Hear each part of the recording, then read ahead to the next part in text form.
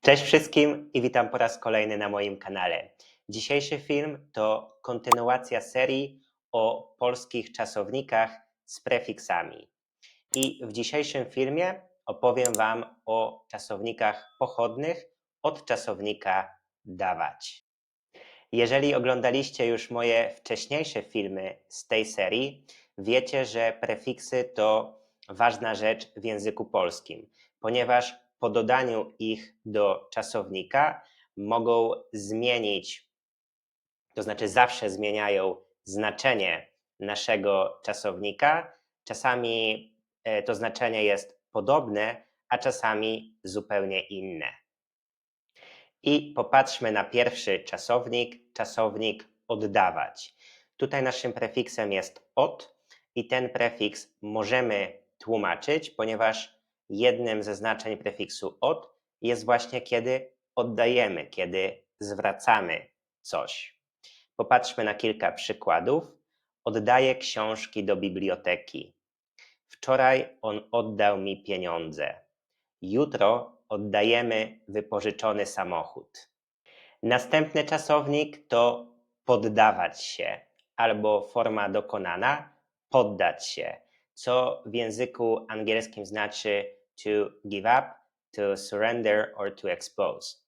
I popatrzmy na kilka przykładów. Poddał się po krótkiej walce. Nie poddawaj się. On poddał się operacji. Następnie czasownik podawać albo forma dokonana podać, co w języku angielskim znaczy to pass albo to serve or to give some information. I popatrzmy na kilka przykładów.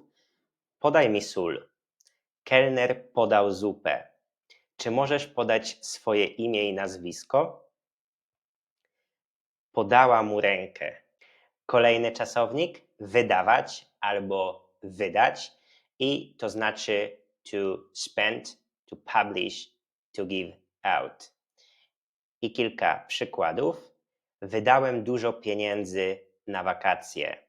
Rząd wydał nowe przepisy. Ona wydała książkę o podróżach.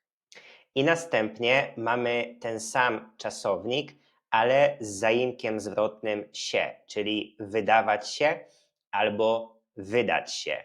I tutaj znaczenie jest zupełnie inne, ponieważ to znaczy to seem albo to appear.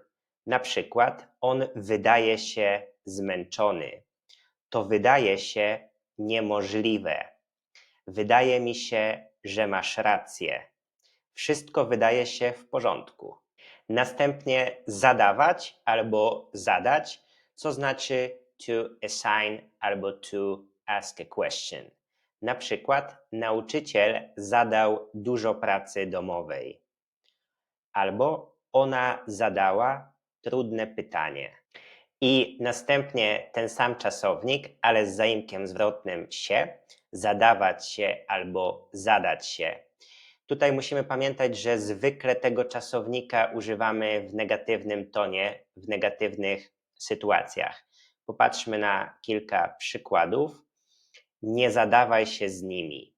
Ona zawsze zadaje się tylko z bogatymi ludźmi.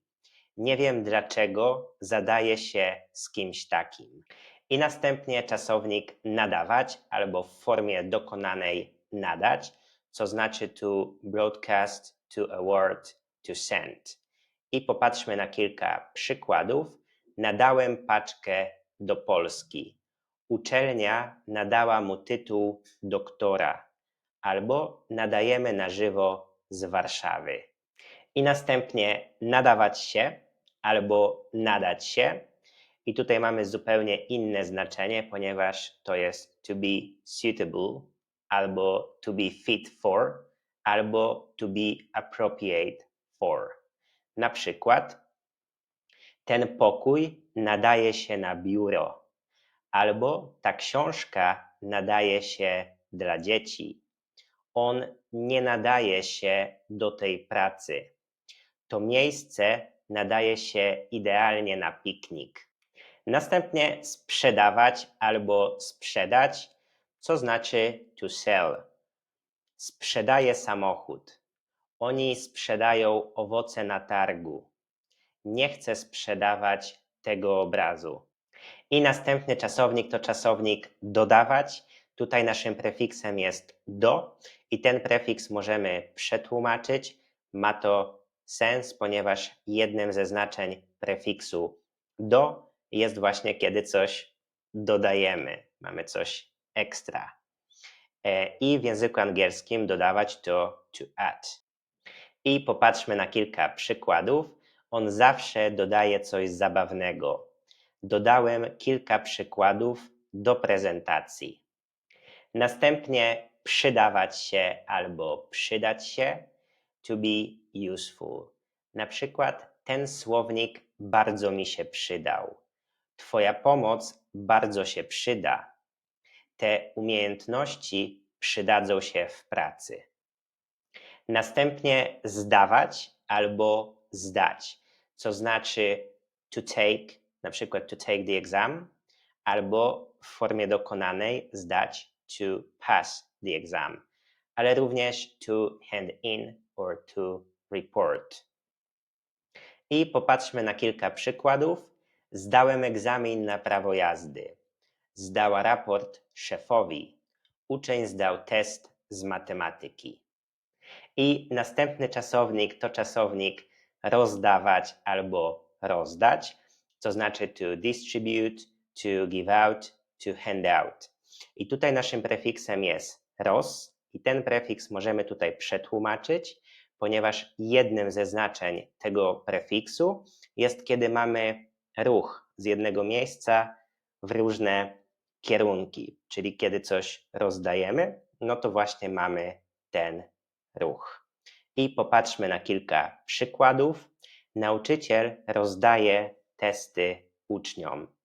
Dzieci rozdawały ulotki na ulicy. Rozdałem wszystkie zaproszenia. I mamy jeszcze dwa czasowniki i pierwszy z nich to udawać albo udać, co znaczy to pretend, to imitate albo to fake. Na przykład on udaje, że śpi. Dziecko udawało lwa. Nie udawaj, że mnie znasz.